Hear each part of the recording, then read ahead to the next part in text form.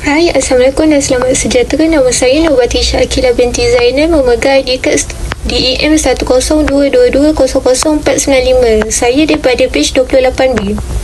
Adakah penagihan dadah satu jenayah? Ketagihan penggunaan dadah adalah lebih kepada penyakit dan bukannya satu jenayah.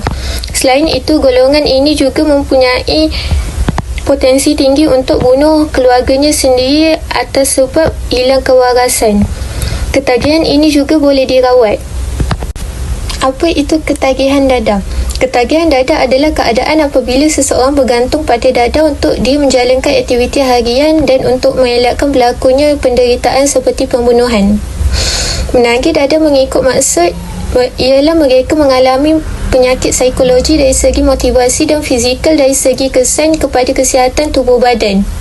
Seseorang itu dikatakan menjadi ketagihan dadah apabila penggunaan dadah menjadi bahagian penting dalam kehidupan seharian mereka dan mengatasi keperluan hidup harian seperti makan dan minum. Maksud penyalahgunaan dadah. Penyalahgunaan dadah ialah penyalahgunaan bahan seperti alkohol, tembakau, kokain, ganja, LSD dan inhalan. Selain itu juga dikenali sebagai penyalahgunaan dadah di mana penggunaan menggunakan bahan itu dalam jumlah yang banyak atau dengan cara yang memudaratkan diri mereka sendiri atau orang lain. Masalah ini dilihat mampu menjejaskan perkembangan sistem ekonomi, politik dan sosial. Assalamualaikum warahmatullahi wabarakatuh. My name is Nur Azra Masara binti Muhammad Suhaili, 28B, DEM 11-222-00616. Today I want to present drug abuse in Malaysian criminal law. In Malaysian criminal law, abuse can encompass a range of offence related of mistreatment, harm and currently inflicted upon an individual of groups. The specific law governing abuse may vary and offences related to abuse can be found within various status and regulation. Here are some key aspects of abuse in Malaysian criminal law. Child abuse. Child abuse is a serious concern in Malaysia and it is addressed under various law and regulation. The Child Act 201 is one of the primary legal instrument dealing with child abuse, including physical, emotional and sexual abuse of children.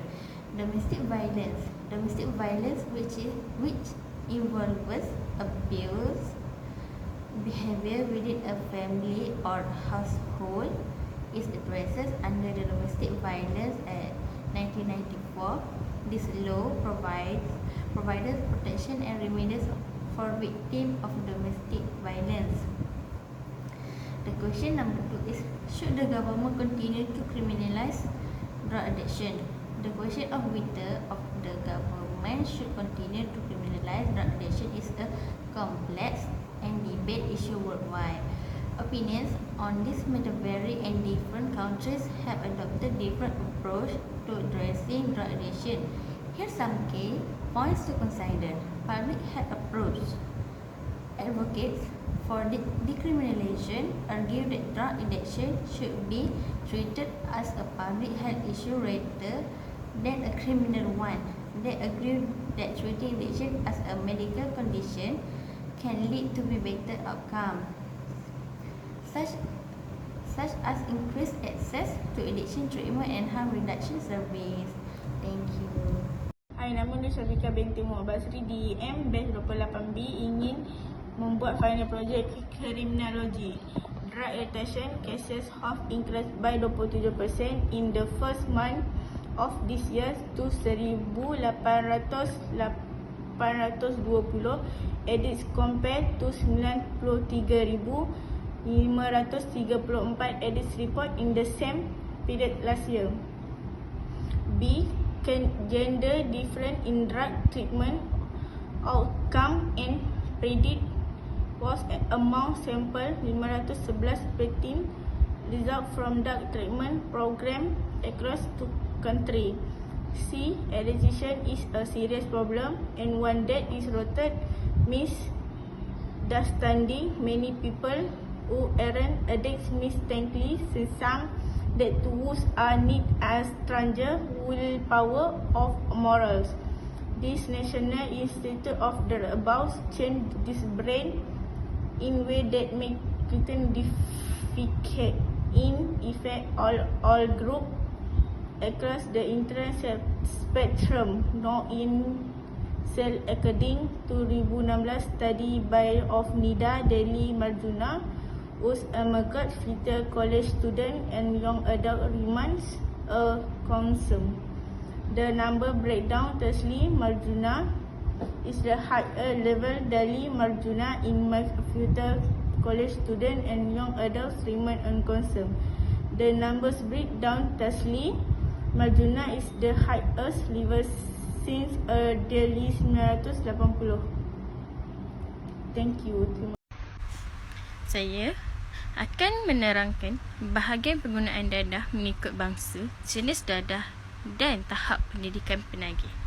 Mengikut data yang diberi, bangsa Melayu merupakan bangsa yang mencatatkan penggunaan dadah yang tertinggi bagi penggunaan dadah di setiap bangsa.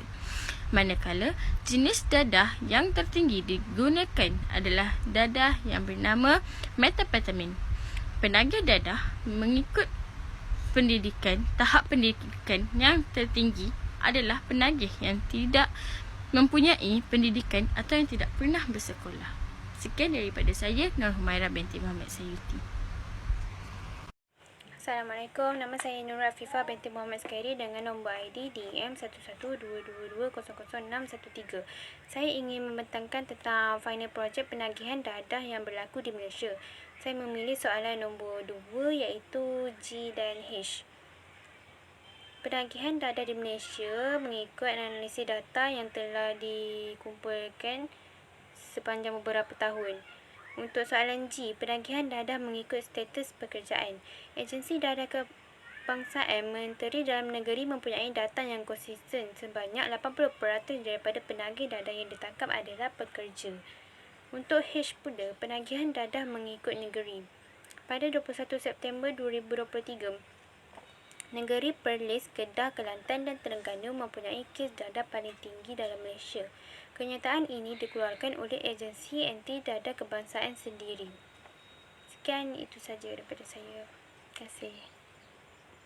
Assalamualaikum dan selamat sejahtera. Nama saya Salina Agus Sayani binti Basri Sayuti.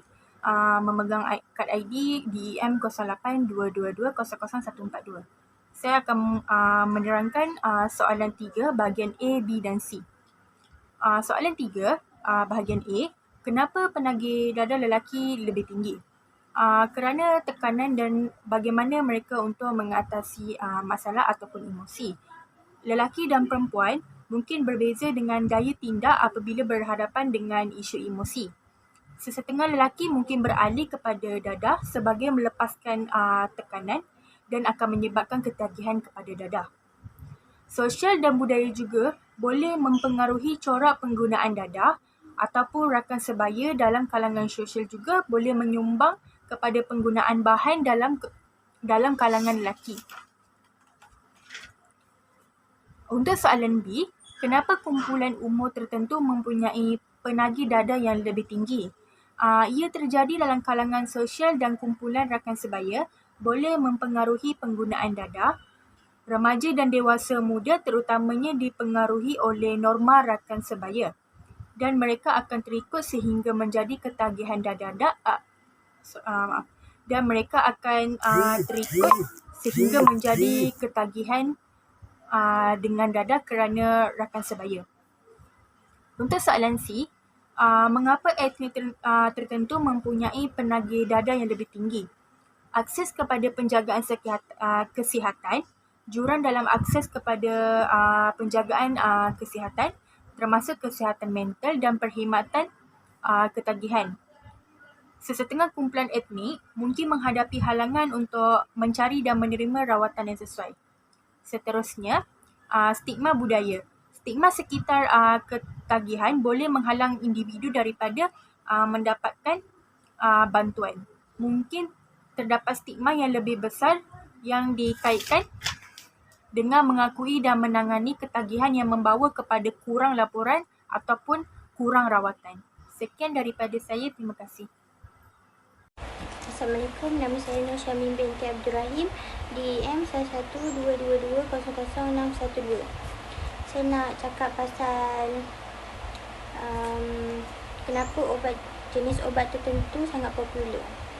Jenis obat tertentu dapat mempengaruhi oleh faktor termasuk budaya, sosial, ekonomi dan individu, iaitu manfaat yang dirasakan.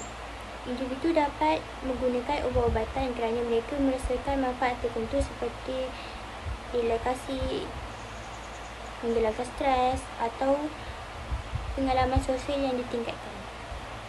Pengaruh sebaya iaitu dengan lingkaran sosial dan tekanan sebaya dapat mempengaruhi penggunaan dan juga faktor ekonomi. Obat juga dapat mempengaruhi popularitasnya. Obat-obatan yang lebih murah mungkin lebih banyak digunakan, terutama antara mereka yang mempunyai sumber daya kewangan yang terbatas. Seterusnya, hubungan antara penagihan dadah dan tahap pendidikan boleh menjadi rumit dan pengaruhi oleh pelbagai faktor. Secara amnya, tahap pendidikan yang lebih tinggi dikaitkan dengan pengurangan risiko ketagihan dadah. Faktor perlindungan ialah pendidikan tinggi selalunya membawa kepada pengetahuan yang lebih baik, kemahiran membuat keputusan yang boleh berfungsi sebagai faktor perlindungan terhadap ketagihan dadah. Kesedaran dan pencegahan juga, pendidikan boleh memberikan individu maklumat tentang risiko dan akibat pengurangan dadah untuk mereka lebih sedar tentang potensi bahaya yang dikaitkan dengan ketagihan.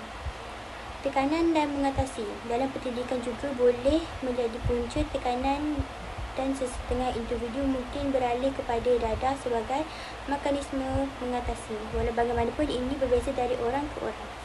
Terima kasih. Hi, my name is Melody Mashitim and I'm from 28B. Today I'm going to talk about why are some specific states have more drugs problem. One of the reason is politics.